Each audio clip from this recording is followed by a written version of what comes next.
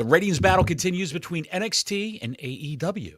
And a new signing to NXT, a defector from the AEW ranks. We're going to talk about all this and more. We're going to go jumping right in with that right now. Oh, keep going. Look, pal, you keep doing your thing. Ladies and gentlemen, welcome to the Squared Circle Maniacs Pro Wrestling Podcast, the fastest hour and a half of pro wrestling conversation on the YouTubes. My name is Johnny Bottles, and to my left is Dr. Don Wade, the neckbeard psychologist. You know him, you love him from Twitter. And right below, we have Denisha Lane for $9.99 right out of the freaking gate, a 10 spot. Hey, Don and Bottles, your favorite girls here. I hope you enjoyed Pockets yesterday. His win, haha. Come on, TK. You really screwed Chris Statlander and Harley Cameron. TK, you suck. Don't say that too loud because the neckbeards and sickos will gather outside your house with flaming torches. They're getting angry. They're angry right now. They are losing their minds right now because their ratings are in. Thank you, Denisha. We really appreciate it. Super Chat's open, as you can see. Denisha came out the gate. She's been excited about this. She's wanted to talk about this all week, so I'm looking forward to this. She's asked me a couple of times about it. We're going to get to the ratings. We're going to get to the AEW news. We're going to get to all of it. Yes, I promise you we're going to get there. Don says we have a lot to cover today, and I'm just along for the ride. Well, where do we start? I guess we got to start with Saturday with that shit show that was Collision. Now, the show itself was about what you expected. I don't want to be the guy that's bagging on it saying it was a horrible show. It's what you come to expect from AEW. A lot of it's not my cup of tea. But Ringgate continues. And it's the story that won't die this week, where parties in AEW screaming that was an 18 by 18 ring. They planned on it the whole time. They always knew it was going to be an 18 by 18 ring. Here's the problem. If you knew it was going to be 18 by 18, I'm going to assume that your banners around the ring were also 18 by 18. Mm-hmm. And if that's the case, then why were the banners so oversized? Why didn't they fit that ring? Exactly. Get your ears on. Please continue. Yes, exactly. I thought, and you brought this to my attention, I thought it had the same size ring as a WWE ring in AEW, a 20 by 20. They usually. They usually do. But where did you get 18 by 18? They claimed it was 18 by 18. That's what they have been screaming, was that it wasn't that small. It was actually an 18 by 18 ring, which is what started the whole thing. But it was still smaller than the usual ring they have on Dynamite Collision. Well, then why didn't they just say that? Well, they came out and said after the fact, they said, we always planned on using an 18 by 18. Here's the issue. Just for this one show. Just for this one show. They shipped, the story I heard was they shipped the 20 by 20 ring to Australia, and they didn't even do any kind of due diligence to figure out how long it's going to take to get down there. It's probably just hitting Brisbane right now.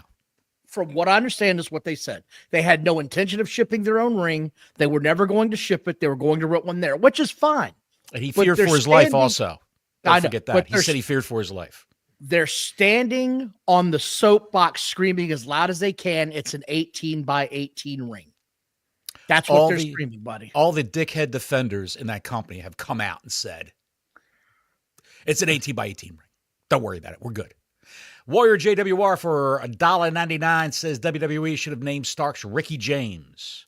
Ricky James, Mickey James. Mickey James, Ricky James. Well, you know why they're not calling him Ricky Starks? Because they have Zoe Starks. They said they didn't want to have the same name on two wrestlers. Well, she's Zoe Stark. He's Ricky Starks. It's too similar. Yes. Well, according to what Ricky Starks said in a recent interview, as of this week, he said that he didn't want to have the same stink of AEW with that old name on his new career in WWE. So they said, well, what do we call you? We're going to get there. Call me Ricky Saints because I'm from New Orleans Saints. And that's how he got the name. But anyway, we're going to, once again, I'm moving ahead 50, 60 miles an hour. Welcome to the show, Alexander. We're glad to have you here, buddy. Really appreciate you showing up. We thank everybody for showing up. Back to the ring at hand. These Cowboys from Twitter? Yeah. Okay. Thanks for joining us. So here's the thing about the whole ring thing, right? I don't care either way. Yes. The problem that I had with it is that it looked bad. It was amateur hour. And it's not even that the size of the whole thing. It's the fact that the poles were bent in on either corner, and they had what looked like a chair as the damn steps to get into the ring. It looked like a joke. It looked like amateur hour. If you want to tell me that you are the number 2 company in wrestling and you are competing with with WWE and all their brands, you need to look the part, and this just doesn't look the part. So I don't want to spend a whole lot of time on it, but for everybody to defend it the way they have and just jumping up and down and come off of your cross, it's not that big of a deal. Just own the fact that the ring looked like hammered shit. It's not that hard to just own that. It did look bad. It looked amateur hour completely. And what were the ratings for this show, Don? They did 505,000 was what Collision did, which was way up for their average, but they got 1 million lead in on the NWA, and it was a fall from grace from there. They dropped 400,000 in the first 15 minutes. You're right. And then they dropped another like 130,000 or something like that after that. And it just went downhill after there. My other issue with this whole show is before you go further, hang on a second. It capped off at the very end with a big Tony Storm angle where she won the belt back. 294,000, which is the regular Collision viewing audience. 294,000. Your core audience will stay till the very bitter end to see this. People said it was a glorified house show, and the matches were good for the most part. I'm not without saying Mercedes Moné. But we're going to get there right now because this is my issue with this company. Mm-hmm. Harley Cameron has been making herself a star the last couple of weeks. Yes, and everybody was like, well, without Mercedes Moné, she was never going to get there. Okay. Mm-hmm. She was going to be featured on the Australian show. She's an Aussie girl. They were going to have a spot for her. And if you think it wasn't a two-way street and that Mercedes Moné didn't see this opportunity to make sure she got her smiling face in front of people again and get a free trip out of this to Australia, you're smoking crack on highways. Mm-hmm. Like, she was going to get on this show one way or the other. So put down the bag, man. She was going to be on the show. She found an opportunity. Here's my issue. Mm-hmm. She could have put her over with a dirty win. It didn't have to be a clean win. They didn't have to crown her in that moment. I thought they should have. I thought it was the opportune moment, but I guess they didn't want to do two title switches on the same show. Fine, then don't do that. Harley could have punched her in the face with that puppet, and it could have been a brick or a row of quarters in the puppet, knocked her out and pinned her, and she would have won the title just for this one time. And Mercedes Moné could have won it back on Dynamite 4 days later. But my whole thing is that she didn't even have to win the title. You put her in a position where Mercedes is trying to pin her, and she can, and she can, and she can't. And finally, she gets up, comes in the ring, and whacks her with the damn chair and says, "I'm getting out of here with a DQ loss, but I'm not losing my title." But instead, we went with the clean, shitty-looking finish in the middle of the ring because that finisher she hits looks like absolute ass. There's nothing about it that looks even remotely believable, and we're back to square one. The Monet Maker. You could get hurt worse falling out of bed than being dropped off of Mercedes Moné's back went to the mat. How's that knock you out, Don? Have you ever watched this finisher up close just to examine the mechanics of it? It's horrendous. So that was they had 4 Aussie talents on the show, and one of them won. So it's a 25% win streak for the Australian talent. They're absolutely killing it. They're killing the company is what they're doing. He's killing the company. 563,000 people watched that show last night. Dynamite. It ain't getting better. Because you and I, where do you get there? I'm so ready to talk about that show because it was so frustrating. Now you're jumping ahead. You're chomping at the bit. It's frustrating, man. There was some other news. I do want to talk about Raw here in a little bit. I do want to talk about that because there were some look.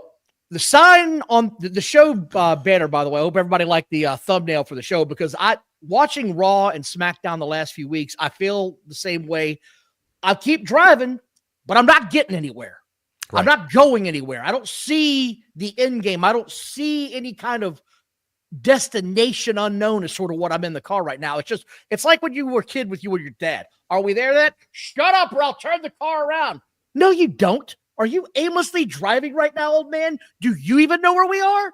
Because that's sort of how I feel at times watching Raw. I understand they're trying to set it up, and I understand WrestleMania is much later this year than it usually is. Usually it's that first weekend in April. This year it's not. So I get they're trying to draw this out. But, again, I say, some of the setups that they're giving us from Raw, I'm not particularly happy about.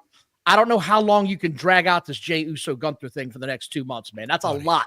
That's a lot to draw out, Bottles. I'm just telling you right now, I've been saying it every time we do a show, there's going to be another component added to this match. It's got to be. They're going to have to. Because you got a guy who can't promo. He's all at entrance. He can barely wrestle. And he can barely wrestle. He's got 4 moves. His entrance is that song that everyone loves. And the move where he looks like he's trying to land a plane on the runway with the hands up in the air. This is all you got, guys. This is all you got with this guy. Whatever he says is, people doubted me. I won the World Rumble.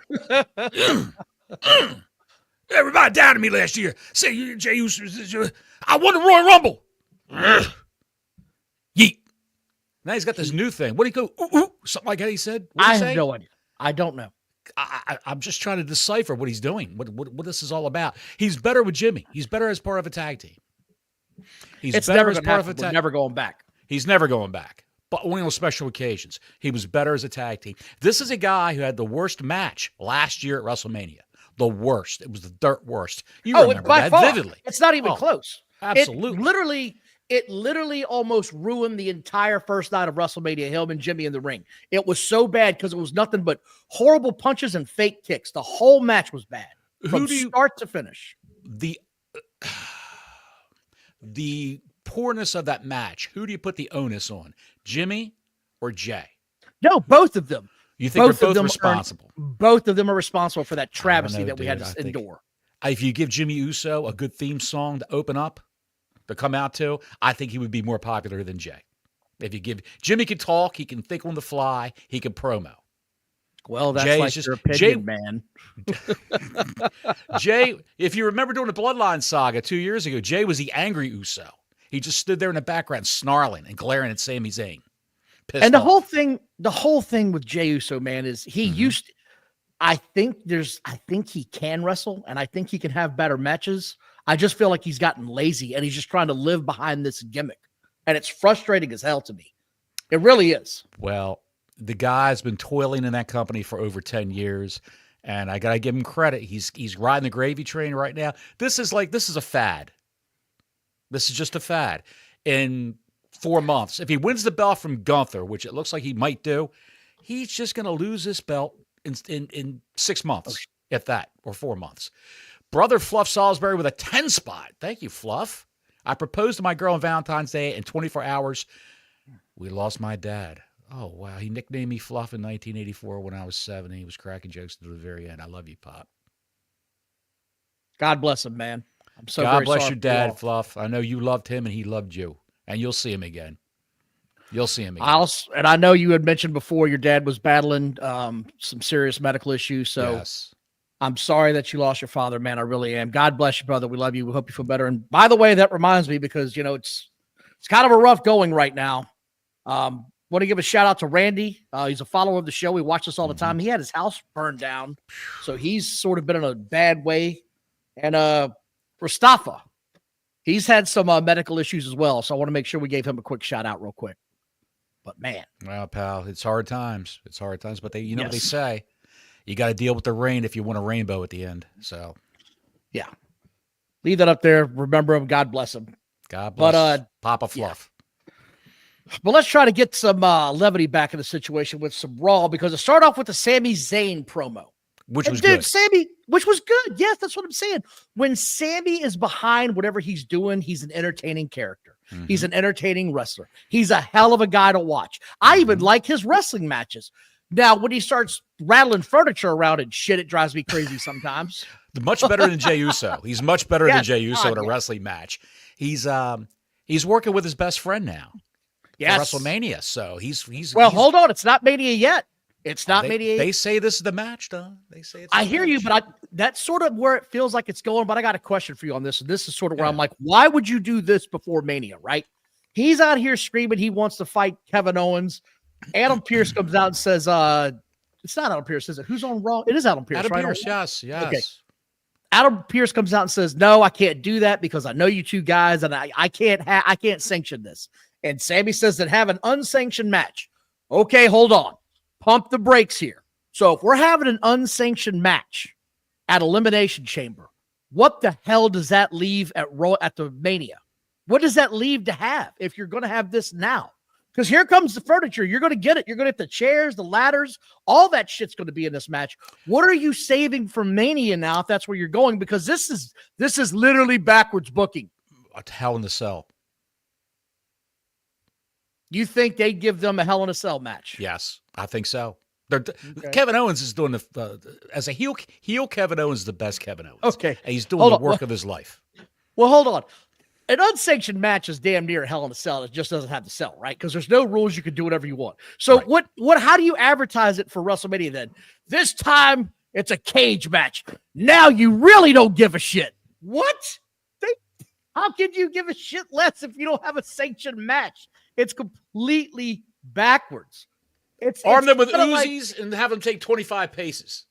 It's like Tony Khan advertising they're coming back to Australia next year. Now with a real ring. Like, that's what this feels like.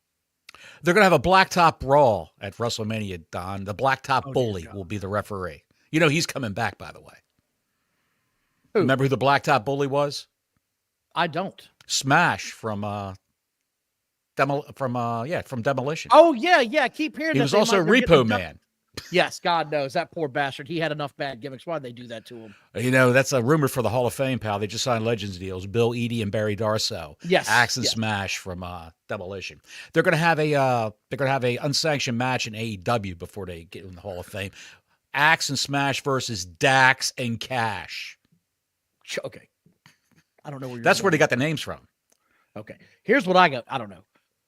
Chamber's starting to shape up, right? I'm going to trust Triple H at this point. I know it's a long way to WrestleMania, pal. It's 2 months. A lot can change between now and then. Right. But that's why I say about Jey Uso. I'd like to start seeing this coming down the line and getting there, right? I need to start feeling like WrestleMania is building up. Because people are like, how could you want to know what the card is 2 months out? Because they started buying tickets in September. Like you should, they bought tickets earlier than that, but they started buying tickets out of good faith. Like show the fans some good faith and start announcing some of these things. That's all I'm saying. The next match on Raw, I watched and I enjoyed, but I got a bone to pick again with it, man. Dominic Mysterio versus AJ Styles. When are they finally going to pay off a Dominic Mysterio match and let the guy get a win? Because he loses like all the big matches, and I don't get it because he's one of the most hated wrestlers in the company. He is the top heel in the business right now. He still is. Like a year later, people still love to boo this guy. Well, it's been a long time since you've seen this. Not just losing all his matches, he's getting his ass kicked on the house show circuit and on TV by Rhea Ripley every time she's on there with him. Every time they're in the same by the ring together, he's getting his ass beat or lifted up off the ground by Rhea Ripley. So, give the guy a win. The Judgment Day is going to explode. They're going to just separate. It's going to implode. Coming.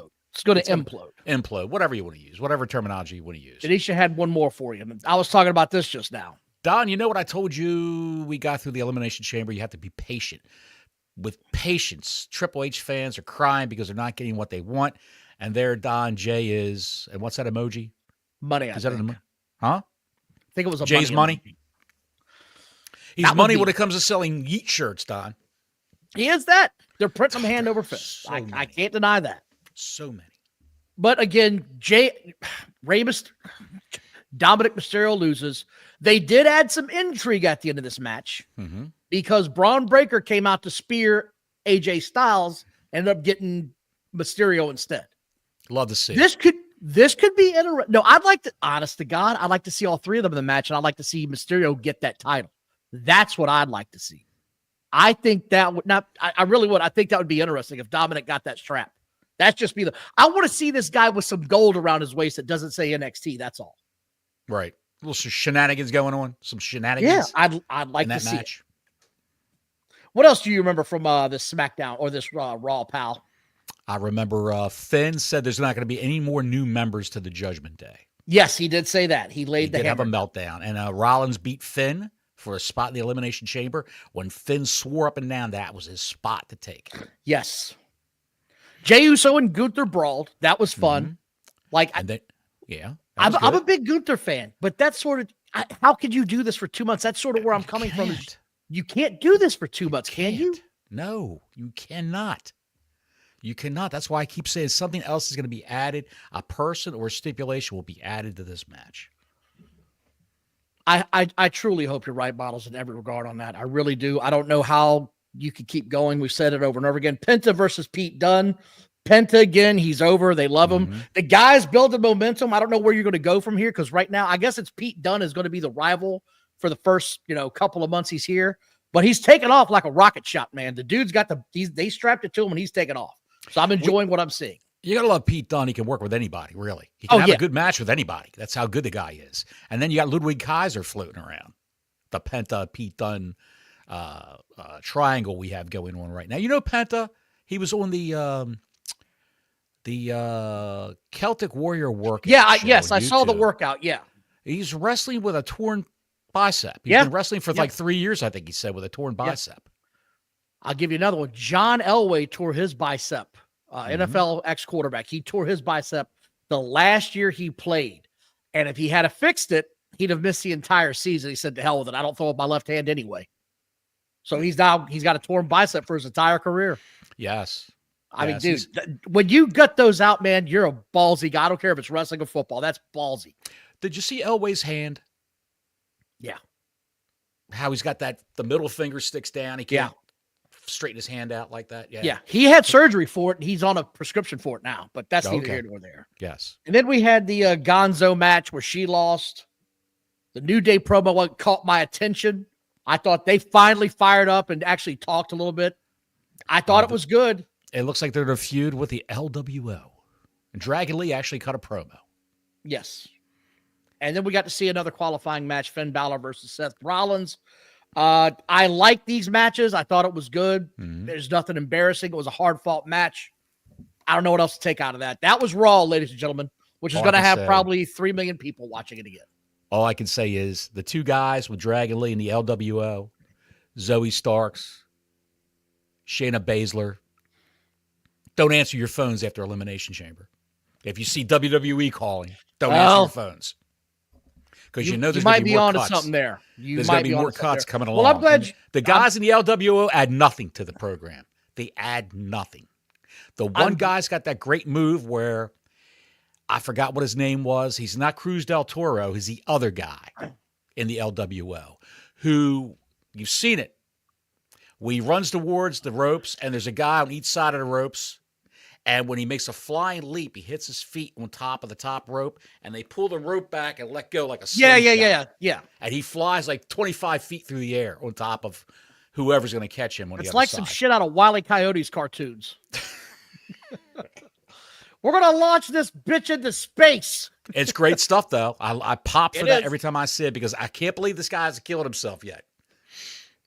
But I'm glad you mentioned released wrestlers because Sonia Deville had an interview this week and talked about the WWE. Did you see that? Yes. They were at an impasse in contract negotiations. Her contract was up. Yeah. Like we said last week, her contract was up. She just wasn't cut. They were negotiating, and they decided to cut her loose because she adds nothing to the program. I didn't realize she'd been there for 10 years. Yes. Dude, that's a long run. I don't care who you are. She was in the last... If you've been there for 10 years and I don't recognize you've been there for 10 years, you know what I mean? She was in the last iteration of Tough Enough. Oh, was she? Yes, she was, I believe. The last iteration of Tough Enough. And she was Daria Baronato, had an MMA gimmick. Like she was a mixed martial arts fighter, and a lot of people believed it. But I don't think she was actually By the way, doing it. I want to thank everybody for watching. Please hit that notifications button. Hit the like and subscribe. Subscribe. Super chats are open. If you got something to say or you want to yell at Bottles, he's got it coming. But what she also said was, I was there for 10 years. I don't understand why people badmouth the company. I had a great time. I learned a lot. I went a lot of places. She just sounded really, thankful to have had that opportunity. And it's one of those deals where it didn't work out. She's not bitter. She's like, I'll go do something else. That's fine. Right. I'm sure AEW would love to have her. I mean, it would make all the sense in the world. Another girl that can work, because guess what? They clearly don't have enough. We saw that Wednesday. Well, look, if you're a woman and if you're a female wrestler, do you want to get signed by AEW, looking at their track record with the way they book women's wrestling? It's just horrendous. So why would you do that? I mean, look at just Anna Jay. They cycle him in and out. They'll see him wrestle for like 2 weeks, and then you won't hear from him for 6 months, and then they'll just pop up right away. Or you'll be relegated to Ring of Honor, like Athena is. I've got some great news for you regarding Chris Jericho. What would that be? He's retired. He said he's now pondering doing a John Cena type farewell tour. So he's actually listened to the outcry. Well, he's got to just acknowledge that he can't keep denying that he's on the back 3 holes of his career. He's not even on the back 9. He's on the back 3. And if it was up to me, he'd be on the back hole. Like, you're out after next year. Goodbye. John Cena gets this year. You get next year. I wish you the best in your future endeavors. But he's at least finally saying, yeah, maybe it's time for me to start looking at that. He's a good performer. Back in the day, he was a good performer. He could go. He was a great promo, funny guy. He's got some good wrestling ideas, but he needs somebody to filter his ideas. He needs somebody to say that we're not going to do that, but we could do this. Let's tweak it this way. Let's do this. Let's do that. The list of Jericho was gold in WWE. Everybody was talking about it. Everyone was laughing about it. And it was money for a while. But yeah. He just fell off. He fell off hard over the last few years. I don't know if he had health issues. I don't know if he's got Father back problems. Time is undefeated. Father Time is undefeated, pal. Absolutely. That's all it is. He's just old. He's old and he's been wrestling a long ass time. He should be a special attraction. Bring him out like once every 6 months and have a match. Buddy, he's already a special attraction. Jesus Christ. Every time he comes out, Jesus.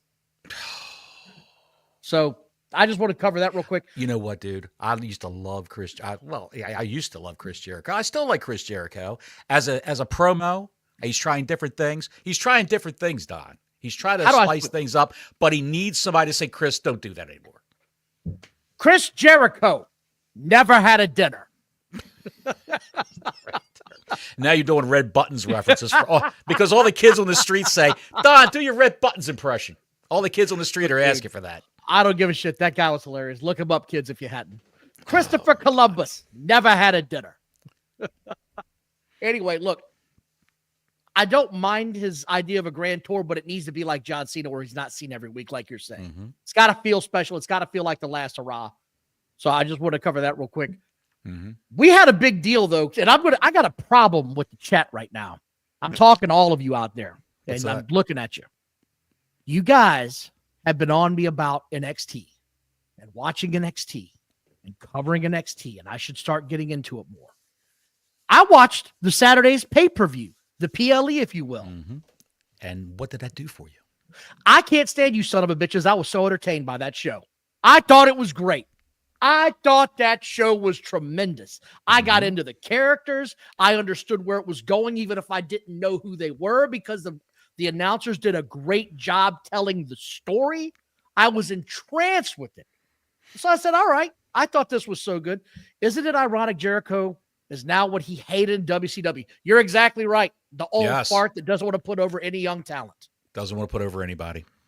And he gravitates to the young talent, much like Hogan did with Hall, Nash, Conan, all those guys. He wasn't missing out on that money train. He wasn't missing out on that. But Hogan was smart business-wise. Oh, yeah. I don't think that Jericho he doesn't have a filter. He just does and says whatever he wants to do. And no one's saying, well, maybe you shouldn't do it that way. Put that up. Go ahead. Put it up. Put it up. Put that comment up. Did that PLT put ketchup on your hot dog? Yes, it did. Yes, it did. It put the secret sauce on mine. Yes, sweet Jesus. Good Lord Almighty. For those who weren't here, Bottles likes to put ketchup on his hot dogs. Ketchup and relish. Love it. And Larry's never going to let him live it down. Love it. Never going to happen. But I enjoyed the NXT PLE. I thought it was good. Obafemi is a rock star. I don't give a shit, man. That guy just looks like $1 million. Black Lesnar. Black Lesnar. Yes. He's black. You look at the size of that man. He's Black Lesnar. Same size. Dude, he is. Throws dudes around like nothing. Like nothing. Paperweights. Like they're paper hangers, man. It's incredible. God. He took on two men. He wrestled Grayson Waller and Austin Theory on the NXT PLE in the main of. Well, it was the main event, wasn't it? Yeah, I think so. Yeah, it was the main event. believe it was. He wrestled two men for the belt. They ganged up on him, and he did it. It was. If you wonder where those two guys were, what is it? A-Town Down Under. The name of the tag A-Town team? Down Under. Yeah. If you wonder where they were, the problem they have in NXT now is they don't have any good heels in NXT. They don't have any good.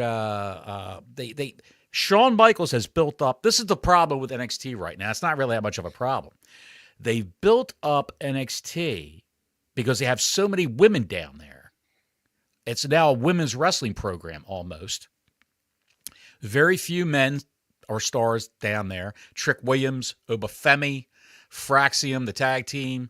Did I say Trick Williams? I don't know if I did or not. Ethan Page. Yeah. And now we have a new signee. We'll talk about that in a few minutes. But it's a plethora of able-bodied, athletic women down there that are all came from the NIL program, Next in Line program. They're college athletes, and they are just kicking ass down there. So if you're a woman on the main roster, mind your P's and Q's because you're going to be replaced very soon. There, you know, if you're making noise about you're not happy with your place up on the main roster, they got people who can replace you in a heartbeat.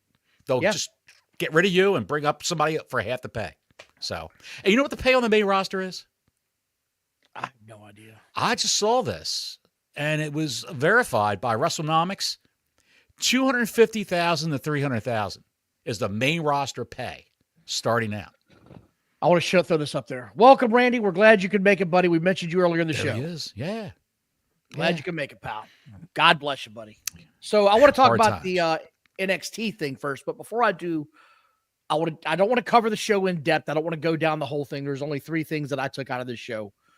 But the one thing I'm taking out of the show is that it feels like the cool new show that is really ahead of its time and how it's booked over Raw and SmackDown, in my opinion, Bottles. It's a 2-hour show. You don't feel like it's dragging. They have enough good matches to entertain you. The segments that aren't matches entertain you. I like to refer to it as WWE 90210. Well, this is what I was going to say. Drama. This has been referred to as the developmental brand for a long time. Sure. And this doesn't feel like it's a developmental brand anymore. Mm-mm. This feels like a separate brand altogether with people that are ready for the big time for the most part, just waiting on it to happen, waiting on their moment to shine.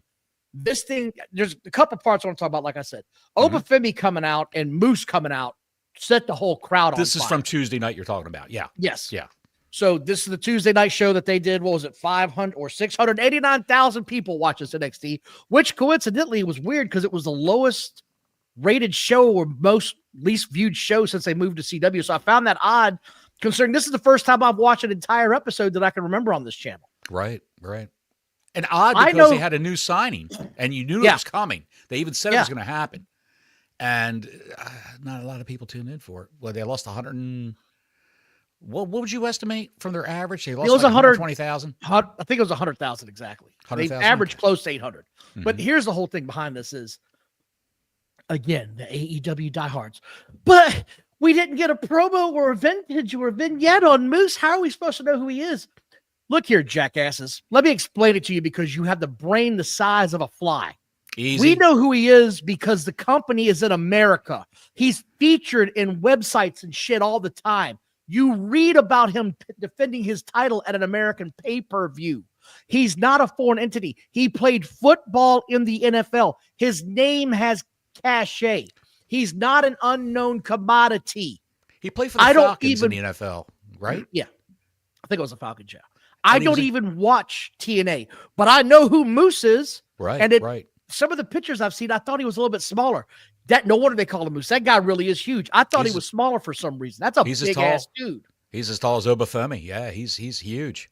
Moose is, and I didn't know Moose could cut a promo that well. He's fantastic. I'm just the little bit I saw of him. I would have checked out more Moose. Unfortunately, I don't have access TV on YouTube TV, so I would have to illegally download TNA Impact to find out what's going on with TNA Impact. I admit I don't watch that show as much as I should, but maybe I should get into that more. But, by the way, everybody, thank you for watching. Like and subscribe. Hit that notifications button, the ring-a-ling on the ding-a-ling. We Hit that subscribe button. Hit it. Hit it. Ah. We It ain't things to make things go right. Make it through the outside. I want to rock right now. What does your wife think when she's walking by your den and with the door closed and she's hearing all this? I am not in a den. I'm not in a den. What are you in? With the magic windows, what are you in? I'm in purgatory. Wrestling purgatory. You and I were talking the other day, or was it last night, about Moose? And Moose, everyone says, Moose, you're 40 years old. How come you never went to WWE? Right. It's because he was actually incarcerated for a short period of time. He thought they wouldn't hire him. But they hired MVP, who actually went to prison. They hired Booker T, who went to jail. They hired, WCW hired Booker T also. And they hired Jacob Fatu went to jail. Jacob Fatu, yes, Jacob Fatu. He thought he could make it in WWE. My whole thing is people make mistakes. I'm not going to hold it against them forever. So, people screw up all the time. I've got relatives that have made mistakes and done jail time. I'm not going to judge them forever on that. I might, be wary if they're around my shit.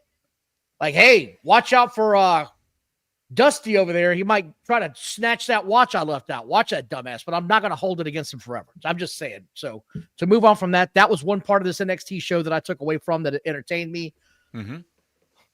The other part of this was the Jordan Parker Petrovich match. Here we go. Here we go. Let me see if we're still on YouTube. Are we still on YouTube? We're still on YouTube. Honey, get ready to hit the switch. For those of you who didn't watch this opening female match, we can't put the picture up. I can't even put the picture. It's up on Twitter. If you want to find that, I put it out there because I couldn't believe it. But I saw the Twitter. Hang on a second. And look up the Twitter account. No, look up Don Wayne at Bust and Move. That's the one. This guy's got 3 pictures of it. I don't care. I'm the one that put it out first. I'm taking the credit. I'm not giving anybody else's info out. All right. It's mine, Bottles. I'm just saying, pal. Okay. I'm looking at it right now. I got the urge to just long story short, Jada Parker had a bad malfunction with her bottom side gear. Wardrobe malfunction, yes. Yeah, bad wardrobe malfunction. And her entire clam chowder was presented to the entire world at the end of this match for everyone to see. And the cameraman caught it immediately. I couldn't believe I saw it. I was like, what the hell was that? So that was sort of a moment where I was like, whoa, man, you guys got to make sure that kind of shit doesn't be happening. You can't go to the ring without any drawers on, honey. You got to have something on underneath for stuff like this. When you literally have fishnet stockings covering up half of your ass, you've got to have something there to cover up Cooterville. It's just, you got to do something, man. I saw this match and I thought, wow, it turned into a boxing match all of a sudden. Oh my God, man. Good Lord Almighty. I couldn't believe it. But it was a hell of a match. It was a hell of a match. If you wonder why when you see women go to the ring in WWE and they got shorts on, little short shorts on with their ass cheeks hanging out and all this other stuff, they've got stockings on. They've got pantyhose on. They're built into their gear. And you can see it in some of the rough matches where the pantyhose line get tears on them.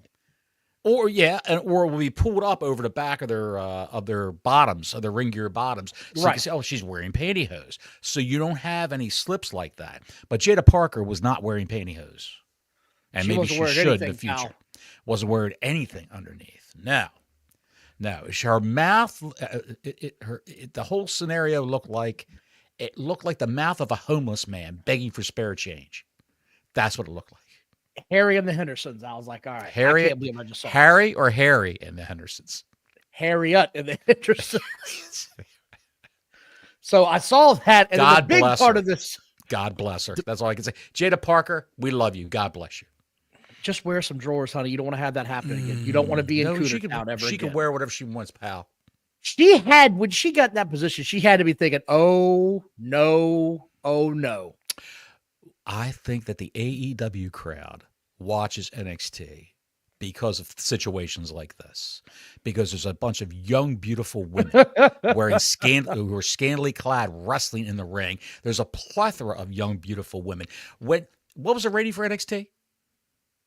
689. 689,000 people. You heard the sound of 689,000 tarps spill out across the basements of their mother's house. The Cheetos sexuals were just working themselves up into a froth, eating their Cheetos and drinking Mountain Dew. Cheetos sexuals. The Cheetos sexuals were just at the end of the whole thing, after the 40-ounce Costco brand bottle of Jergens was spent. We get the idea, bottle. We get the idea. At their orange manhood. We thinking, get what the the hell idea. did I just done? We get the idea. Did they have any regrets, Don? Did they have any regrets? Moving on to the signing why everybody came here. Ricky Starks is with the company now. He's got a new name. Ricky Saints. He's from New Orleans. He's from New Orleans. It makes sense. He's very proud of where he's from.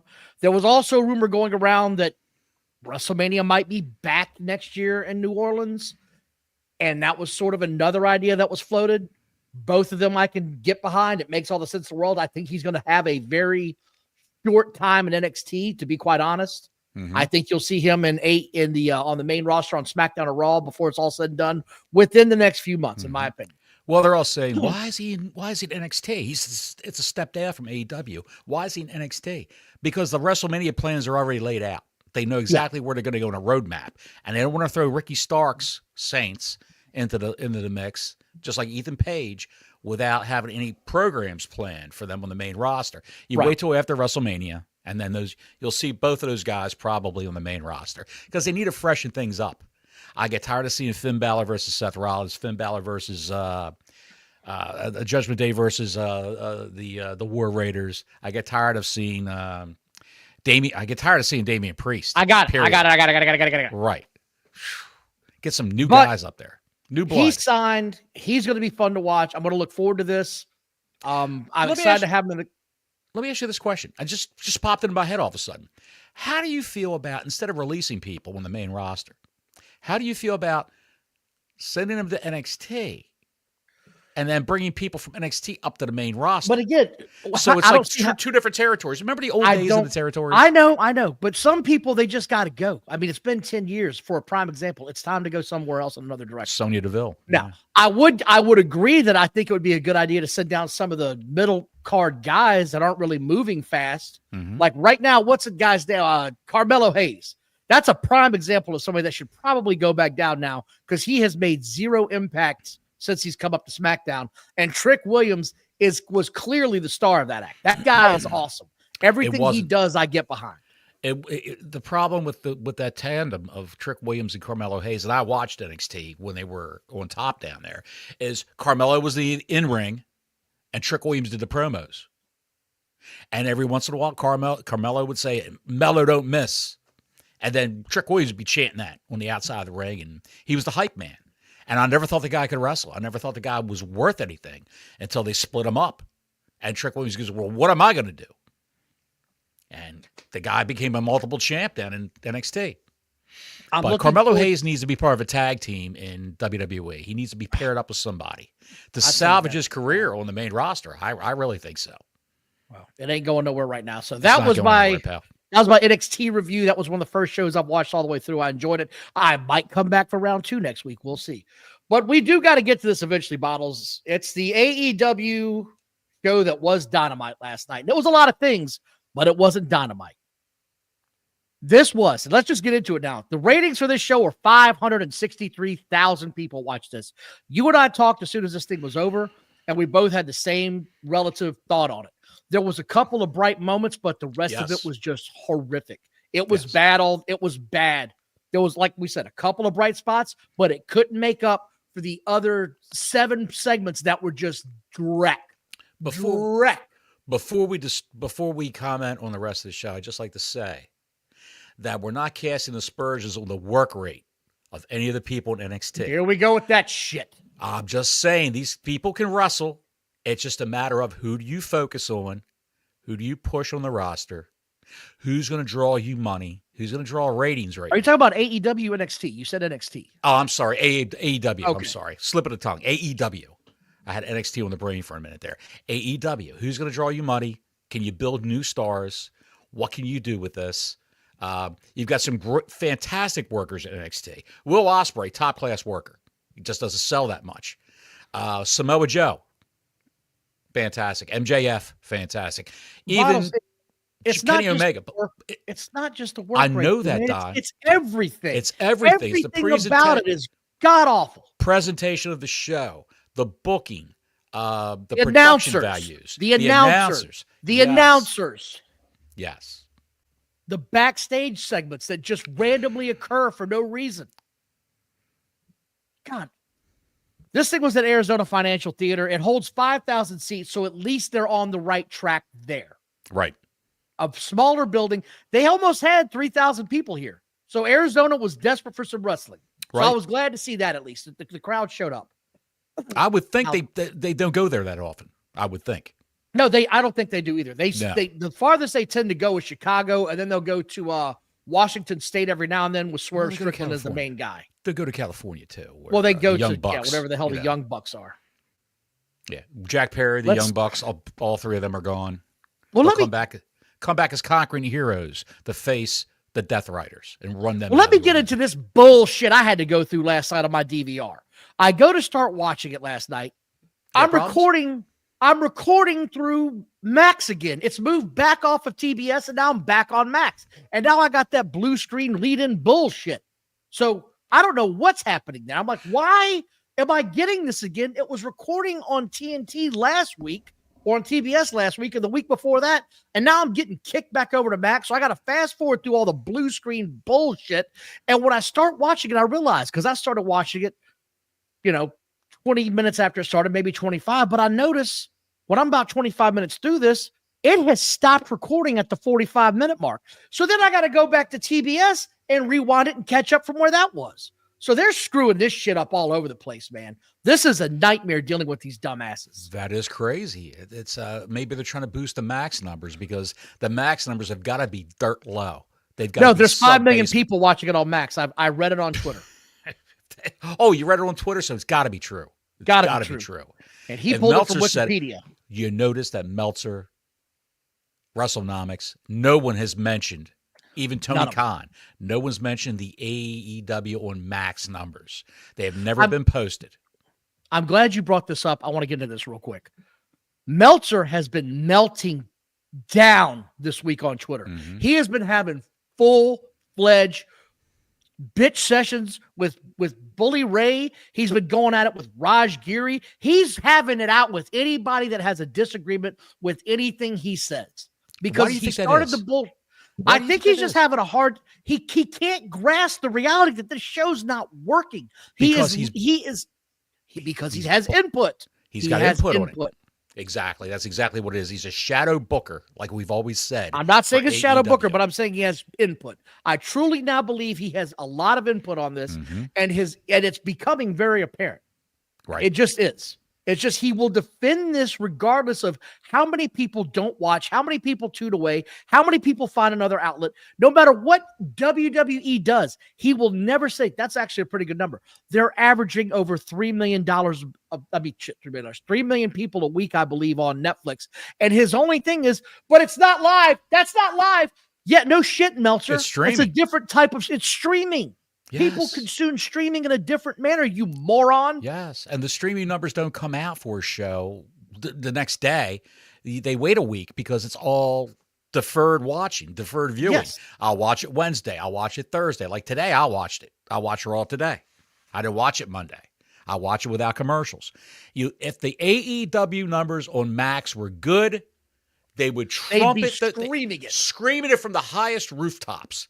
Meltzer would, Fightful would, Tony Khan would be the first one on Twitter, trumpeting their triumphant ratings on Max. But you don't see that because they're terrible. The Max is responsible for 1% of the streaming market. 1%. That's nothing. And Meltzer's argument is, well, McDonald's is the biggest seller of hamburgers in the world. My God. But that doesn't mean they're any good. No, hold on.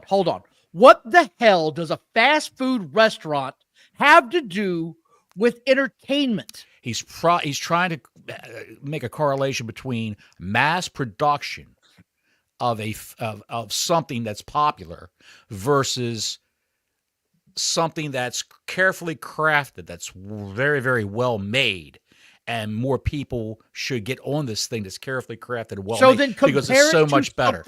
Hold on. Then compare it to something that's relevant. Like, I don't know, The Landman, because that's another entertainment television show. Or, I don't know, another show on Fox. Compare it to something that's an entertaining product. Don't compare it to food, you absolute mook of an idiot. He's been doing this comparison to McDonald's for so long. I think the guy is fucking Ronald McDonald. He's a clown at this point in time. Yes, he is. He's out in the street waffling fucking cheeseburgers at people, screaming, AEW's better. Just an idiot. I'm off my horse. Did Dave Meltzer hurt you when you were a child? No, I'm just tired of this jackwagon. Because when it comes to Bully Ray, he got into the whole thing. The 5-star matches matter. I want to make sure this is clear. There's no such thing as a 5-star match. There's no such thing. There's a personal preference on how you like something, and there's a personal scale. There's your own personal preference scale on how you want to judge something. There is no such thing as a 5-star match in anybody's book other than opinion. Like and subscribe, hit the notifications button. I'm glad you threw that in. Nice plug at the end, Don, by the way. Don, you like the Denver Broncos. That's your favorite football team, right? Love the football team, yes. Let me ask you a question. Do you think everyone who doesn't like the Denver Broncos is an asshole? No, not at all. Well, you're no Dave Meltzer then. Exactly. It's the damnedest thing I've ever seen, man. It's just crazy. When someone says you like the Denver Broncos, where you live in Virginia, you don't root for the hometown teams. Why do you like the Denver Broncos? Do you give them a 2-hour diatribe on why the Denver Broncos are the superior football team in the NFL? Of course not. No, I say because I lived in Utah. Because I was living in Utah when I started watching football, and they were the local team. People like what they like, and everybody's got an opinion. So there we go. Except for Larry. Block Larry's a man among men. He's a magnanimous man who loves everything. Except for ketchup on hot dogs. Larry, what about honey and barbecue sauce on a We're going to get back to the show. Okay. We're going to get back to the show. I'm back on Max, like I said. MJF and Hangman lead off. I said, okay. Mm-hmm. What are we going to do here? It wasn't that bad. We have. I'm just saying. It started out. We have a different opinion. It started out well, and then it went right off the rails after 10 minutes in. It went off the rails. Too long. This is just some of my notes. They were doing a lot of throwback references because they have faced each other before. Referencing MJF losing, then they reference MJF beating him for the first diamond ring match. Hangman seems angry and he can't win over the fans, and MJF again starts screaming about that. Larry's not going to give up. He's not going to give up. And Larry said, F NXT. I like women's wrestling. I hate women's wrestling too. For $2. Love it. Thank you very much. Thank you, Larry. Hangman sees angry. He can't win over. It didn't stop. MJF starts talking about all the evil shit Hangman's done, and these idiots like him. They'll do the cowboy shit chant, and then MJF talks about Chris Daniels, and suddenly Hangman gets angry that he mentions Christopher Daniels. He beat the man within an inch of his life in a bloody match on Collision. That nobody saw. Retirement, that no one saw. Christopher Daniels' retirement match. He beat the man bloody, his friend, and all of a sudden, Hangman loves Christopher Daniels after he beat the man bloody. And then who comes out? Who comes out to do the Black Widow Incredible Hulk moment from Avengers 2, Age of Ultron? The sun's setting low, big guy. The sun's setting low. He calmed Hangman down. Who came out and did that? Christopher Daniels, the fallen angel. And the crowd's full of marks because they all chanted "Fallen Angel." Clap, clap, clap. Yes, I don't care though. None of this matters. This is where it's right here. I said it's gone to shit. It's already starting to go too long. It's already starting to go too long. It's already starting to fall apart. Way too long. I don't care to see this anymore. This needs to end right now.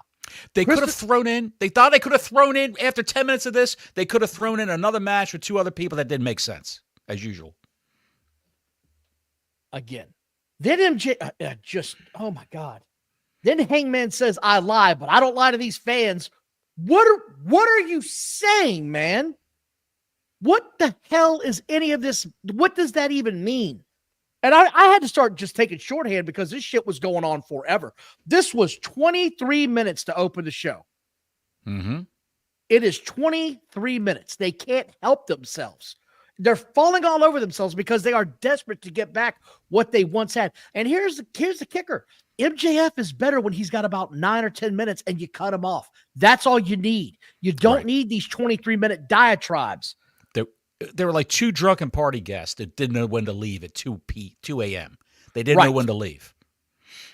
Just over MJF and over. Says, and go. Oh, okay. Go ahead. I'm sorry. MJF says he's earned everything, but Hangman was the chosen boy, which he was. He was telling some truth to that. He was pushed from the very beginning. Sure. He says he was pushed. He says, and this is when it became trailer park stupid trash talking.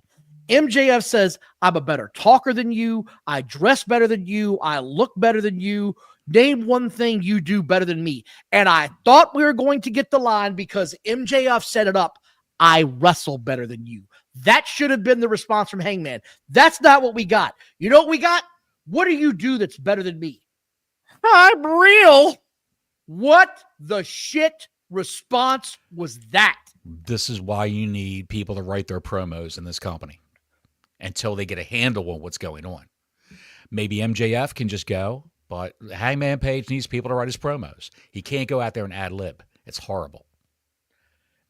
MJF couldn't have put, and this is a long promo, and I was like, all right, finally, they're going to close it here. Here's your go-home line. I rest better than you. And he couldn't even do that. His response didn't even fit the question. Bottles, what do you do better than me?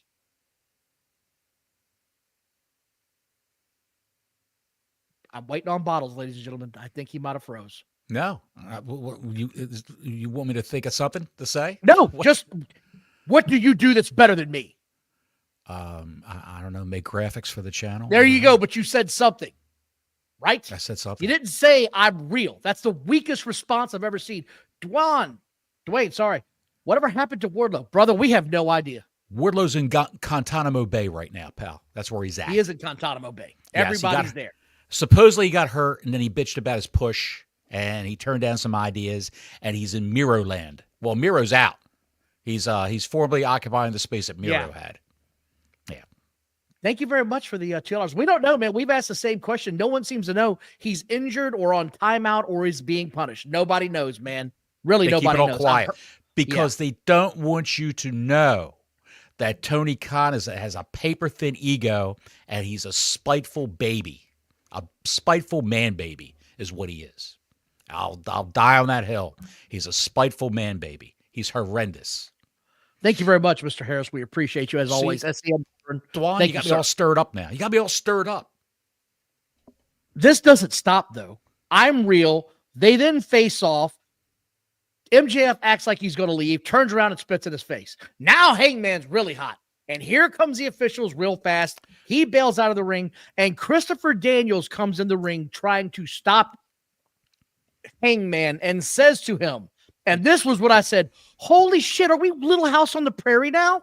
He says, this is what I was fighting for. You're not like this.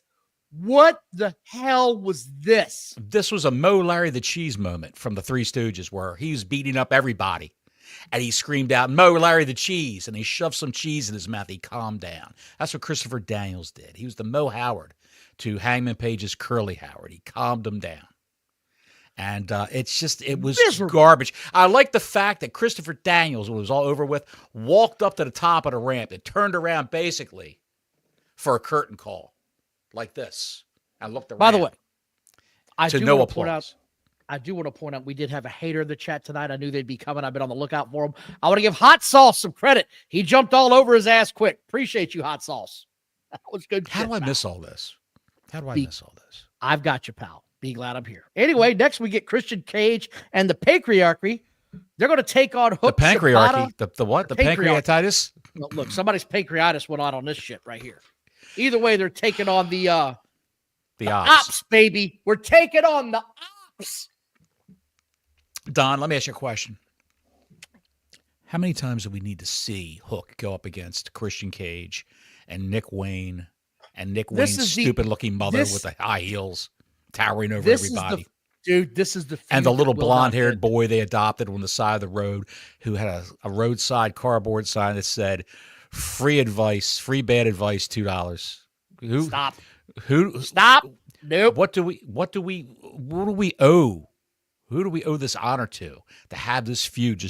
don't know why year? this won't stop. I don't know why this won't stop. I don't know why it won't go away. It just keeps going on and on like the Energizer Bunny. And it's not good and it's not entertaining. No.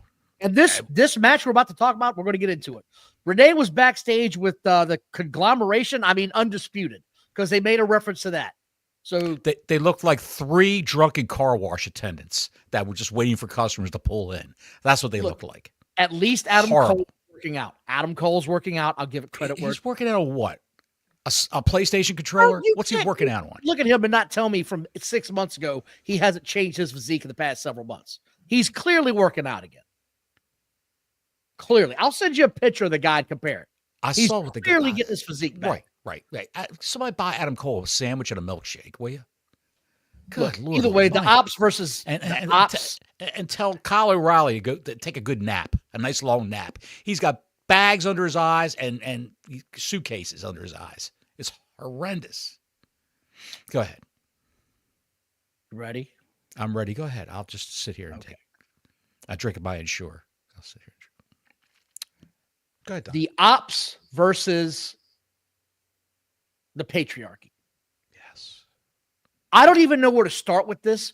Why didn't they just shit on them in the middle of the ring? Them being the patriarchy, because it was just an overhyped squash match. They kicked the shit out of them the entire time this thing went on. And I'm sorry, I got to say it again. There's nothing about Hook I like. Nothing. Did you see his chops in the corner when he got a chance with Nick Wayne? Because he looked like a hillbilly slapping a pig. He looked like he was killing flies on the wall. He didn't know what the hell he was doing. This is a chop. This dude is coming over with his overhand right into his chest. And the first one landed so weakly and made so little noise, he figured, well, the next one, I'm just going to try to rail on the guy. I can't stand this little dipshit.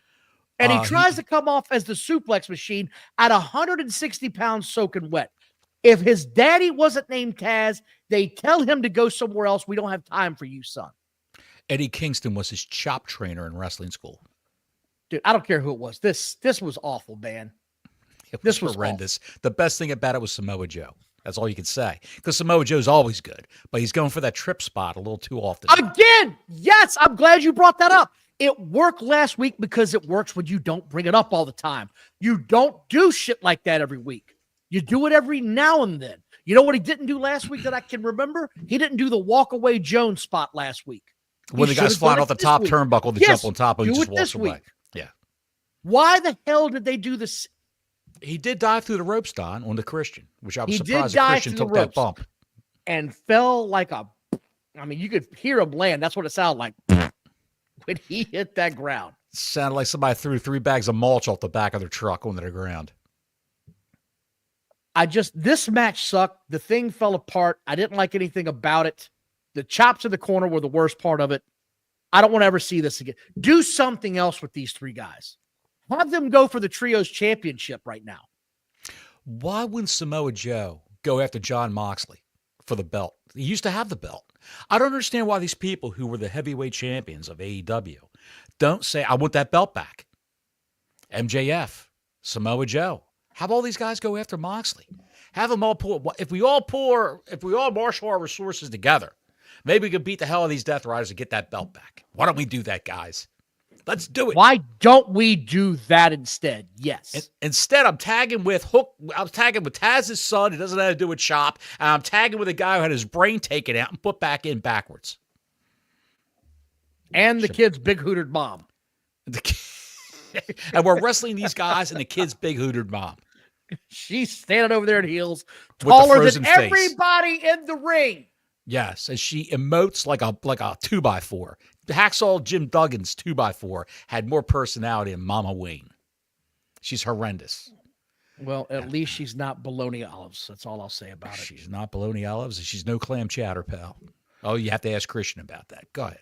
They now announce MJF versus Hangman at the pay-per-view. Yay. Renee is with Chris Jericho, and he says he's why AEW exists. He says he'll face Bandito and drops an F-bomb because why not? Nothing else is working. Let's go with that. Let's drop F-bombs, Chris Jericho, when you've run out of personality and no one cares anymore. This was a pre-taped interview. You pointed that out to me, that it was pre-taped. Oh, he wasn't there. Yes. Did you see that match? Well, let's cover that real quick. You could tell if it was a pre-taped segment. By pre-taped, I mean like a while ago, because they were in front of the lockers from where they were in Australia. So if it was a live promo, they were then literally backstage in the arena, or it was cut that day. That's how it was a dead giveaway. After the second one, I was like, wait a minute. Why are they interviewing in two completely different spots if it's the same building? Did you see the match with the Learning Tree and Bandito and company, where Big Cass was forced to have his arm in the air supporting Bandito when he did the Undertaker rope walk around the ring? Why wouldn't you just grab him and pull him down? I don't understand any of it. I can tell you what the neckbeards told me. What did they tell you? It's a comedy spot, man. You're just an old man. I thought comedy spots were supposed to be funny. That's why it's called a comedy spot. There's nothing about that that's funny or entertaining. The 7-foot monster's walking around this itty-bitty dude around the whole ring so he can hit his move up. I can't believe they're misusing this guy like this, man. But we're going to talk about that in a minute, too. He's just cashing those checks, pal. As long as the checks cash. By the way, good. It was at this moment that I noticed there was no Tony Schiavone actually on commentary. Which was a good thing. We've said how many times now? Take Tony Schiavone off of commentary. Let him do the interviews. That's where he's good at. Let him do the interviews. And he came out and he did one interview. But I know. Thank God that man was not. Of course, they replaced him with Ian Riccaboni. But the whole issue with him doing interviews is he asks a question and then he lets him take the mic and he just leaves. It's your microphone now. I'm powerless now. Gene Okerlund wouldn't give that microphone up if you had to pry it out of his hand. And I used to see wrestlers try to take it, and he would just be like, "Hell no! I'm going to move this thing around in your face like a damn dildo. You're not getting my damn dildo. Get off this." What was one of his lines he said when a guy was mouthing off to him? He goes, "Watch your mouth, you prick." He said that in WCW. My two favorites will always be the same. When he told Hogan, "You better not, I know lawyers." And the other one was when the SummerSlam sign fell down. He said, "Who the hell put this up? Some damn union member?" Well, first he said, I miss that F guy. it. He yelled that out real loud. F it. I didn't want to say that. But I miss me, Gene, man. That guy was just a golden goose. He was great. Him and Bobby Heenan and Gorilla. You know, he had do you know in the early 60s, he had a recording contract? I know. Yeah. He had a couple albums too, and the dude was a baritone. He could sing his ass off. He could sing his ass off. He really could. Yeah, he was great. I think those songs are available on YouTube, but they're not under Gene Okerlund, I don't believe. Look up the one that's called Cheap Whiskey and Hookers. That's my favorite. Cheap Whiskey and Hookers. Yes. Vodka Shooters and Nitro Girls. That's the other one he had. A big hit. Powerhouse Hobbs versus Big Bill in a street fight, because why not? Hobbs has on a chain. Bill has on a chain. By that, I mean a necklace, a men's chain. I'm going to say this until I die. If you come out to the ring and have that gold on, I'm going to snatch it off your neck first thing. Mm-hmm. It's disrespectful to your opponent. I watched my favorite football player, or one of my favorite football players, Aqib Talib, literally snatch the gold chain off of his opponent he was covering because he said it was a sign of disrespect that he wore his jewelry to play against him. And he snatched it off and threw it. Like, bitch, this ain't a playground. I'm about to earn a living on you, fool. Yeah. I do the same thing here. I just think it looks horrible. Bill throws throws a sound mixer. Hobbs throws a keyboard. Hobbs hits him with a chair. Bill moves a real stair set, which I said, that's a nice touch. They got a real stair set this week. He choke slams him onto the stairs. Hobbs is bleeding. Low Plains Drifter moves out, and he gets the furniture moving around. Now he's in the ring. He gets choke slammed through the table. Good God. Bill boots Hobbs out of the ring, goes outside the ring. He gets power bombed for his effort. Bill goes through a barbed wire table and gets a 10 count, and the whole thing's over. That sums it up. I was surprised that Hobbs went over in this feud. And they'll probably have another match on Collision this Saturday. Well, that's the second time he's gone over. There's no need to have a third match now. It's his AEW, pal. You're right. Dwan for a 5 spot. AEW is death for the career of a big man. Absolutely. He's right. Oh, He's right. absolutely. Wardlow, Lance Archer, Hobbs, Big Bill, and the list will go on. And by the way, Mr. Harris, the only reason why you're seeing Brian Cage and Lance Archer being pushed, if you can call it a push, on AEW television is when the Hurt Syndicate come in. They're going to need challengers for those tag team titles. That look the part. That look the part. Big horses that can go and wrestle these guys and put on a decent competitive match. Who are they going to do? Private Party again? Who are they going to do? Nick Wade and Kip Sabian? Where the hell is Private Party? Since they lost, they've just gone MIA. You don't even see those guys now. Gone. I'm telling you, they were not in good standing with this company to begin with. They're gone. They're still there, but they're back in the toy chest. They're back in Tony's toy chest. Mr. Harris is right, man. The list goes on. Like they really don't want to book big men because they like those little guys. They like the little flippy guys. And when the big guys, they're not going to do all that flippy shit. Choke slam, power bomb, running clotheslines, lariats.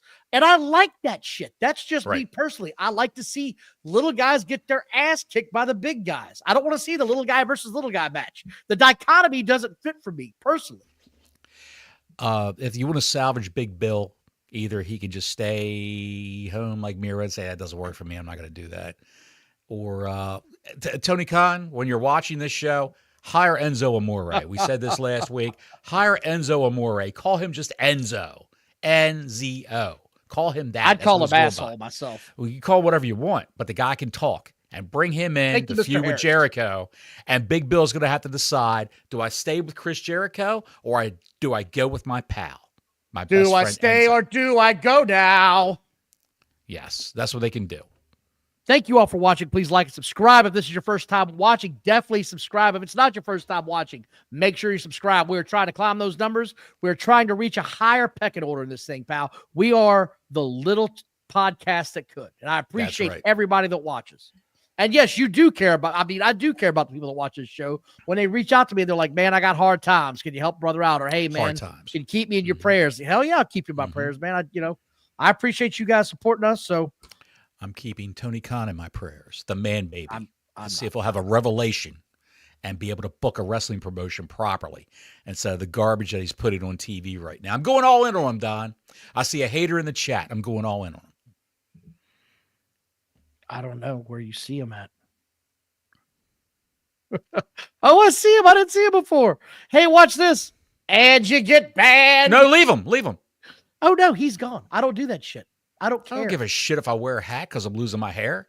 Look at that shit. I got the Letterman thing going on. It's still hanging on. You keep me hanging on. Say it for me. You keep me hanging on. You keep me hanging on. That's what I say to my follicles. Yes. Set me free, why don't you bottles? All these get out the razor, why don't you bottles back?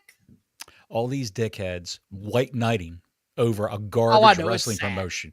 It's unbelievable. And we never said the talent's bad. Not all the talent's bad to AEW. I would say 60% of the talent in AEW is fantastic. The problem is the 40% is some of the 40% they drop on TV, which just suck. That's what it is. They're horrible. But speaking of sucking, Renee Baguette's backstage with the Murder Machine because that's what they're going by now. And they say they want a title. They say they want a title shot, which is what you were saying. So here we go again. They announced it beats Brian and Lance, the beat up friends. Murder Machine sounds better than that. It does. God, it sounds better than the conglomeration. Or look, let's be fair. Or shit, what the hell was her name? Of our Pure blah, blah, blah. Pure Fusion Collective. Fusion Collective. That god awful name. They're down by one, pal. Pure Tuna Collective. Now it's just Collective Pure. Pure Tuna. Nope, it's just Collective Pure. Collective Pure. Oh, flip it. That's good. Yeah. Hit my microphone. Flip it. We are the Collective Pure. I'm going that way. Yes. They announced the May 25th is going to be Double or Nothing. Can't wait. Did you hear why they are supposed to be waiting to announce their STDs? I mean, PLEs now. STDs. Yeah. Here's chlamydia. It beats Bandito. You get my attention. Herpes Here's a new luchador. Ring. Here's a new luchador from Tijuana, gonorrhea. Hepatitis B, ladies and gentlemen. Hepatitis B. Here comes his cousin C. Oh. Anyway, that's why they're doing it. So they're saying that they're holding off on it because they believe we've got a new tag team, ladies and gentlemen, Genital Warts Collective. I didn't say anything bad. Go ahead. They're doing this because they say the WWE is waiting for them to announce their pay-per-views, and then they're putting shows there. You got to do something, pal. They're just doing whatever they can. They think they're doing whatever they can that's for the good of the company. Whatever. It's this company. When 2 years ago, I said they'd be out of business in a year, and they're still hanging on. They're holding on now. They're holding on. They're hoping more people get fired from WWE that they can hire. They're hoping for more people. How telling is it? How telling is it? How telling is it? I just saw somebody, Mr. Sev. Let's see what he said. I can't mention the guy because it's not a super chat. But someone in the chat said something about the Bella twins. I don't care. Isn't it telling? Isn't it telling that Brie Bella and Nikki Bella is in training right now to go full time in WWE? Why wouldn't she go to AEW, where her sister's husband worked? Why wouldn't she go there? That's telling right there, pal. Go ahead. I'm sorry. I interrupted Don. Go ahead. Are we good now? Love you, Don. Go ahead. Toni Storm has her promo, and this was the best part of the whole show. Yes, it was. Fantastic. He can cut a promo. It's amazing when you give her a microphone. And again, it didn't go on for 20 minutes, Bottles. It was like an 8-minute promo at most. It was quick, short, and to the point. She said everything, and that's all you need to get it across, man. It was great. She said, "Mariah May, you sick bitch," and I was like, "Damn, she's coming out swinging." A lot of bitches, a lot of tits, tit talk. She likes her tit talk with Toni Storm. That should be her podcast. That's a great Toni Storm make a podcast and call it Tit Talk.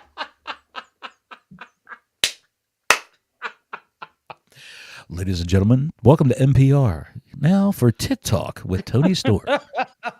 It'd be great, man. I'm telling you, that's a golden find right there. And my man Luther was back. God bless him. I love Luther. And when I saw him, I was like, Bottles is going to be happy. So I guess the small package is like her thing. I don't get it because I don't care enough to watch and study her matches. But her small package comment was great. Yes, it was. She said she should have been wearing protection. I thought that was amazing.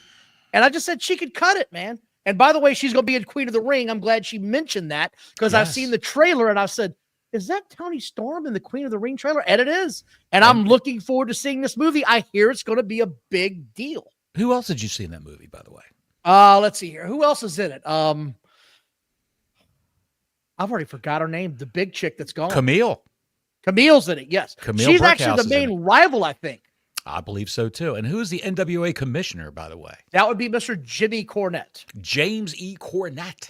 Yes. He is going to also be in it. So March 5th. I'm looking forward to seeing that, boys and girls. Mm-hmm. Gabe Kidd had a quick segment, and this is the guy that they're bringing in from New Japan. I've never heard of him. I don't know who he is. Mm-hmm. But at least you gave me something to introduce him to me so that when he comes out, I go, okay, this is the guy from New Japan they advertised a week ago.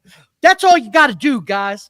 Show me some matches. Show me some highlights. Show me he's a champion there. Show me a reason I should care when this guy walks down the ring.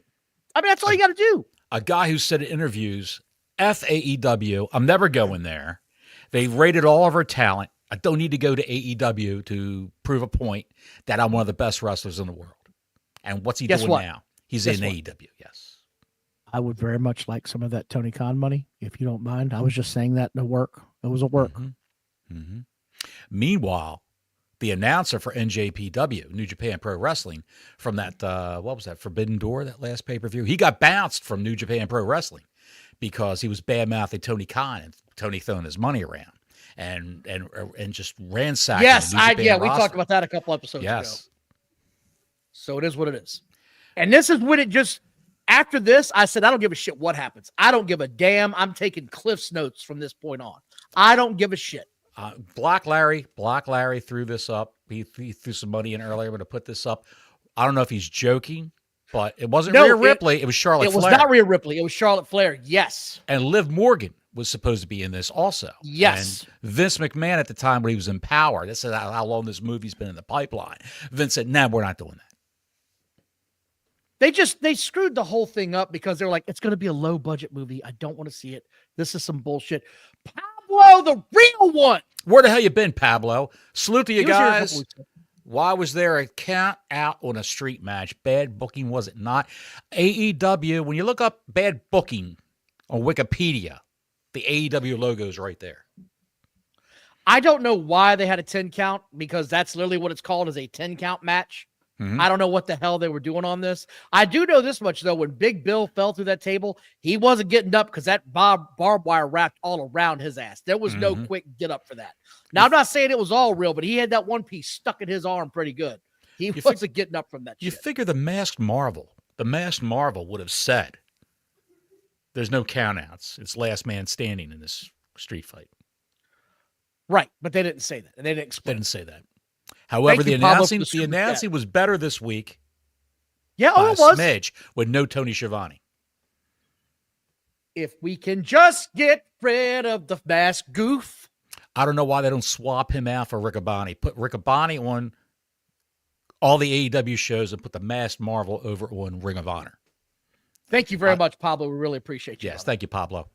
Because on AEW, it gets a lot worse. Renee Moxley Good, also known as Renee Baguette, Yeah.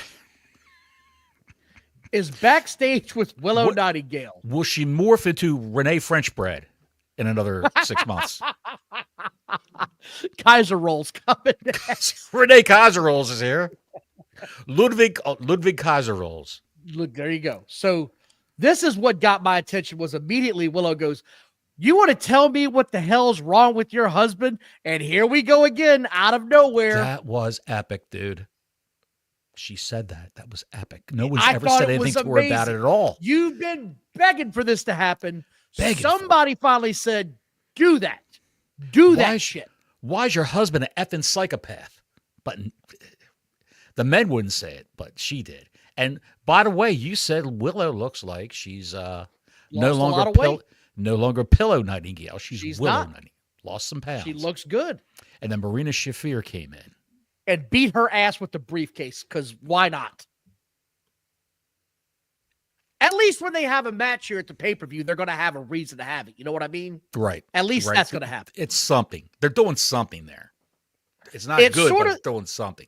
It sort of feels like, because didn't Willow and Cope, didn't they have some sort of a crossing back in the day? Don't they have a little bit of a history together there? When Cope first came in, and there was we lost Don. When Cope first came in, he was part of a loosely knitted tag team. Who was he tagging with? I forgot who the male tag partner was, but Willow Nightingale came in as backup to counteract Marina Shafir and the rest of the Death Riders. Yeah. So you know what this feels like? Like she's going to interfere and cost Mox his championship. You're thinking too hard. You're thinking too hard. They're not going to do that. You're thinking too hard. But it makes sense from a booking point, doesn't it? Nothing in the booking of AEW makes sense. All right, well, let's get back to It's all done on a whim, pal. It's all done on a whim. Mox comes out with his Cracker Clan, and he's got on a green shirt. They just put on the John Moxley Death Riders shirt for sale that was white. They just did that. Does Moxley come out in a white shirt? No. He comes out in the green shirt because he's a moron. This is what he does. He's a moron. He's iconoclastic, pal. He doesn't go with the flow. He's against the system. He's trying to buck the system of AEW. But pay me some money and buy a t-shirt. Why don't they have gear that says Death Riders? They all wear t-shirts that say Death Riders. Why don't they do that? Maybe Pac would actually dress outside of boots, wrist tape, knee pads, and tights. And trunks. Wait, because it gets worse. It gets worse. It gets so much worse. Mox gets to the ring, and says he's going to beat the shit out of Cope. He's still in Australia because he got choked out. And then he literally quotes Roman Reigns promo from a few years ago facing Brock Lesnar. Almost word for word quotes him. I've got them both side by side up right now on my screen. Would you like to hear it? If you can play it, yeah, but we can't see it. We're not going to play it. I don't have the audio. I just have the words that he said. Okay, go ahead. Moxley said, that means this is my microphone. This is my camera. This is my ring. That's my building. You're sitting in my damn seats. And Roman said years ago, this is my show. This is my ring. This is my cameraman. These people, they're all my people because they acknowledge me. Did Moxley say anything about the people? I don't think he did he? He might have. Those are my seats. You're sitting in my damn seats. That's what he said. Yeah, okay. But he didn't say the fans. So out comes Cope. Actually, out comes Jay White first, because why not come out alone and set him up to get your ass kicked? Surprise, mother suckers. Here comes Adam Copeland. Why are we still doing this over and over again? Didn't they just have like some kind of crazy match in Australia? Yeah, they just got the shit kicked out of them too. So why would they keep doing this? But this is where it goes to shit. Suddenly now, Adam Copeland and Captain Small Fry take out the entire Cracker Clan and they run off. They just run off. And Adam Copeland can still cut a promo when he's ready for it. When he's in the moment, he can still cut a promo. And he cuts a very good promo. And he says, I'm going to take out your goon squad, which I thought was a great line. They just they just whip the ass hairs off these guys in Australia. Yes. And why are they running from them now? Again. But then he says, these are my people. And that's what got my attention, was Moxley never said anything about the people. And I'm wondering if he was supposed to. So I don't know. Either way, we're going to get this match. I just hope Copeland takes this title off of him and ends this entire nonsensical, awful 6-month run that we're dealing with right now. If you put the title on Copeland, you'd have to hit him with a trank dart to get it away from him. You know this guy. Copeland came in and he just buried everybody that he worked with. And he's the end all be. Copeland did. Yes. He ran them all down backstage. You heard what Starks said in an interview. Starks went and cut a promo on Copeland in the ring. And I didn't know that was Copeland he was talking about. Copeland, you're talking about that. Sorry, yes. Sorry. Copeland called him a midget rock or something like that. And buried him right there in the middle of the ring. And Starks didn't know what to say because he didn't want to go and get fired. But turns out they put him in freaking purgatory. Almost. They put him in freaking purgatory. But it's going to be a tight grip on this. Did Copeland jump off the concourse onto these guys? Yes, at the collision show. Yes, at the collision show. This is a guy who hasn't learned his lesson. Top of a cage and broke his leg, and he's doing it again. He hasn't learned his lesson. He's another guy. He's like Chris Jericho. He's another guy who cannot let go of the fame that he once had. Instead of mentoring and teaching the up-and-comers and being happy with that lot in life, and maybe trot them out every 6 months to go through a flaming table or whatever and put somebody over.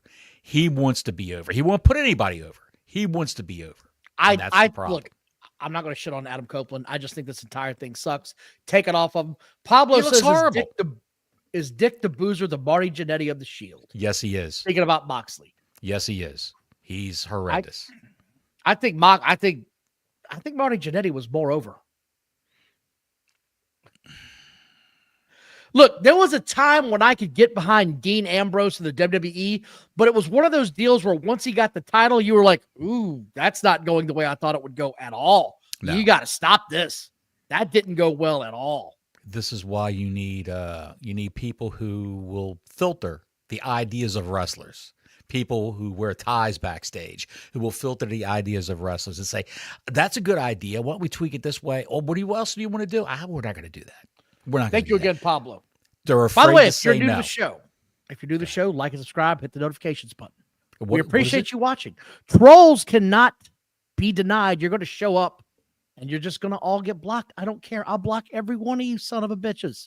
I don't care. I am not the guy that's taking it personal. We opened the show and said WWE is going nowhere fast as well. Stop with your nonsense. You're all showing your age. You're 10-year-old virgins. We don't come to your house and say, are you really going to eat all that? And why is this carpet sticky? We don't say that. Don't go down there, Jimmy.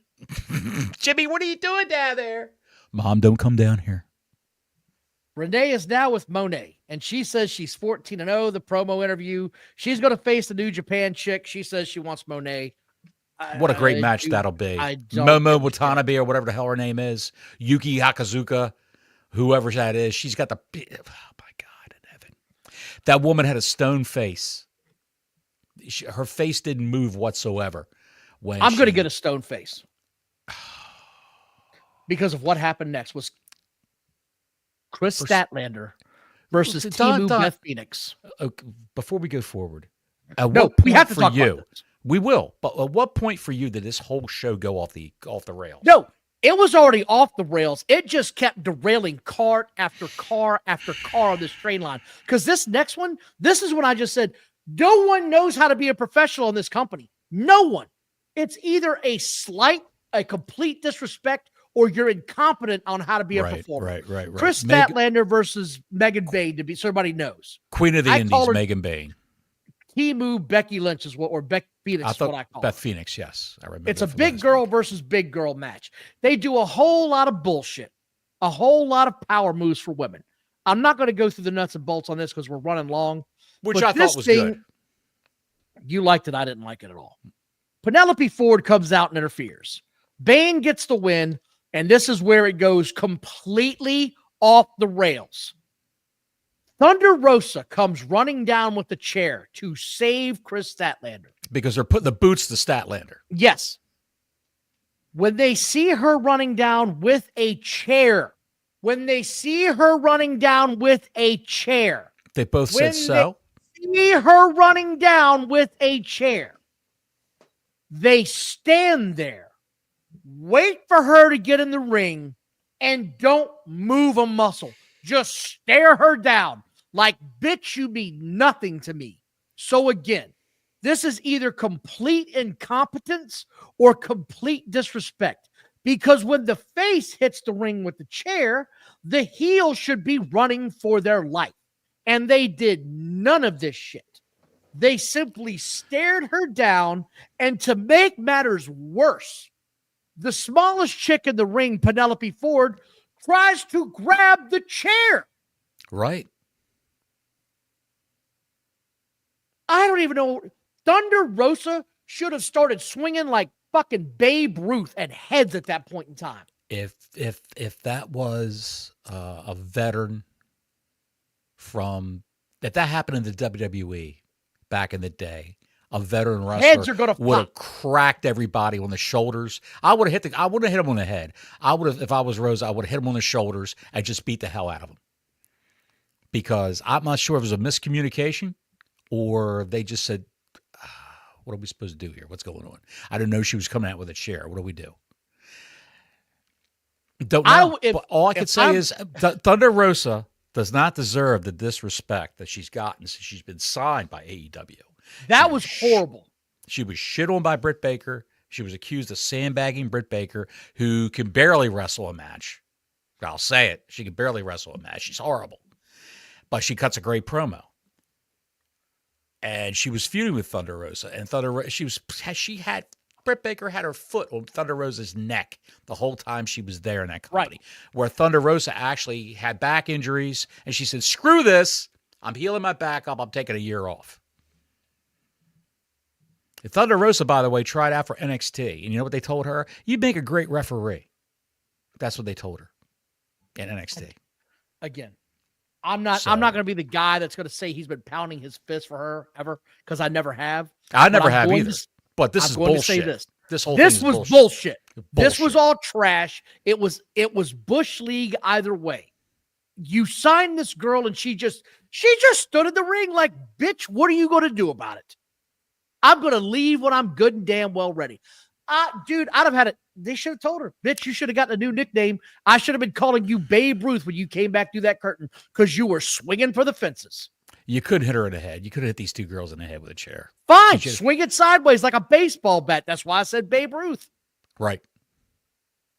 I guarantee you one thing, Camille's not going to stand there and take that shit. Rhea Ripley's not going to stand there and take that. Somebody's getting popped at that point in time. Mm-hmm. Garbage. Yeah. And that's what I wrote down. They're all assholes. I don't want to. You know who Penelope Ford is? You know the guy in the patriarchy with the blonde hair and the beard? Is she Mr. Ford's cousin? Owns Ford Industries? Henry Ford? No. If she was, she wouldn't be working for AEW. She is the wife of the blonde hair bearded boy in the patriarchy. That's his wife. She had an injury. She was off. She had a miscarriage. She was pregnant, had a miscarriage, and she was off for a better part of a year because of everything that was going on. And she hasn't improved in the least, despite what all the neckbeards say. We have to get to the second highest point of the match of the show. We're almost done with all this. We're getting close, pal. It's 8:36. Why don't you calm down, sugar tits? You're the one that told you it's going to be a long show. We have a lot to get through. Yeah, righty. Let's go. Let's roll. Yeah. I like when Cornette used to bag on her how bad she was in the ring. He called her. You're the one wanting to end the show when you're talking about somebody else's show. He called her Penelope Pitstop. Oh, Penelope Pitstop. What is she? That means she's a hooker? What the hell? She's a hooker? No, I just saw someone, our friend Larry mentioned wacky races in the chat. Here we go. And Penelope Pitstop was on wacky races. Let's go to ping pong.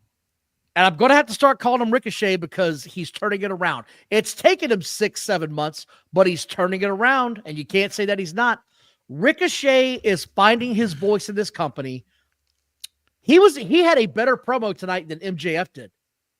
Tell me I'm wrong. Tell me when I'm telling lies, as CM Punk would say. I think Swerve Strickland's manager had a better promo than Ricochet. I enjoyed what the man said. I never heard him talk that long before. He sounded fantastic. I'd like to see more of this guy talking. Again, to me, Ricochet is coming into his own. I agree with you. They had a good segment. I liked everything about this. Nothing about this was embarrassing. Ricochet. It's taken you a few months, buddy, but I think you're finding your voice. You keep that shit going, buddy. Next match was Strong versus Orange Cassidy, and Orange Cassidy has gone back to his old music. I am not going to get into this. I'm sorry. You. I'm just not. Thank you. We got 15 backbreakers in a row at one point in this match. I said, I can't watch this shit anymore. And then Orange Cassidy wins. What about the hugging? You left out the hugging, Don. I don't give a shit. I told you, I'm not getting into this, man. I'm not. It's a joke. Awful. If you're going to have a comedy match, have it in the first hour of the show. This should not have been a main event. What should have been what should have been the main event of this show? Out of all the garbage that came before this, what should have been the main event? I don't even know anymore, man, at this point in time. The main event should have been Tony Storm. Yes, that should have been the main event. I'm good with that. Let me get to the end of this because JR was here for this match. Jim Ross called this match. I thought and he didn't sound bad. Keep him for one match. He could keep his voice for that long. I thought this was a good view. He hardly spoke because you called me up and said, hey, did you know Jim Ross is announcing this? I said, where? When? And I admit I fast forward through a lot of this. And then I hear, oh, he's I'm not going to say too much about I won't say too much about Jim Ross because he's in the chat right now. Grey Goose 545. I'm not going to cast aspersions on you. Good old JR. I want to get to this. I need to get some Grey Goose. I'm losing my mind here. Hold on. The winner of this match gets to face Takeshita for the international title, who then gets to face Kenny Omega for the right to face him in a match. What the fuck?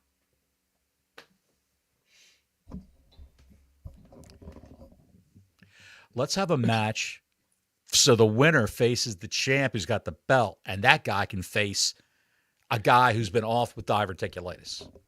Somebody Make this make sense.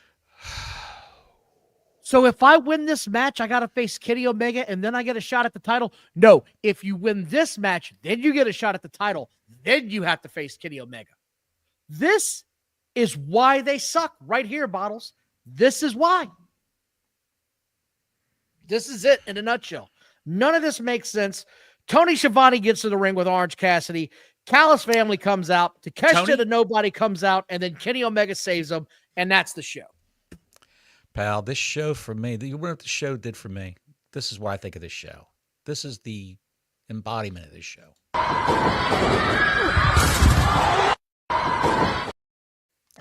Just a crash, just a complete crash. And backstage, I'm sure the man baby, he was dancing backstage like that, thinking it was a great program. 563,000, is that what it was? Yep. That's the core audience. I'd say 500,000 people are the core audience for this garbage, and 63,000 were the just wrestling fans who just enjoy wrestling, who want to watch it. The 63,000 were the drive-by audience that got shot up because they stopped for 15 minutes.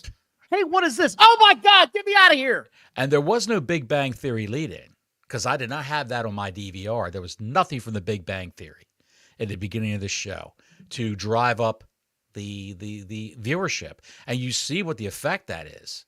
When they do over 600,000, they've got a 2-minute, 3-minute lead in from the Big Bang Theory, which counts. Just like the NBA did for Collision. That counted. Can you imagine what the Collision rating would have been without that? God. If you would have had Home Alone 2 on before Collision. Yeah. It would have been just in the dumper. No, well, hold on. No, actually, that might have gotten more fans because the NBA is sort of in the shitter right now on fans watching. But Home Alone 2? No, I'm dead ass serious. Dead ass. I think Paul did a higher rating. Huh? Seriously. I think that would have been a higher rating. To be for Home Alone 2 would have been a higher rating than the NBA. I just want to say, man, like this entire booking is just so. The man-child is running amok, and it's showing when the winner of this match gets to face the champion for the opportunity to then face the great Kenny Omega. I'm just saying, man, like that's just so wrong in so many ways. I would.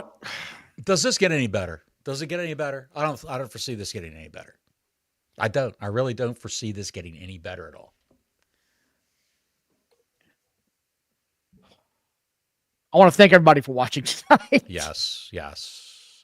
Let's not talk about AEW again for the rest of this show, the waiting minutes that we have on this show, because Don, it's 8:43 and I'm fed up and tired. But I would like to say, I will no, hang on a minute before you have Gordon Soley interrupt me. I will say, go on YouTube, guys, and watch the Impulsive podcast, the Logan Paul podcast. Michael Cole is the guest, and they even admit that Tiffany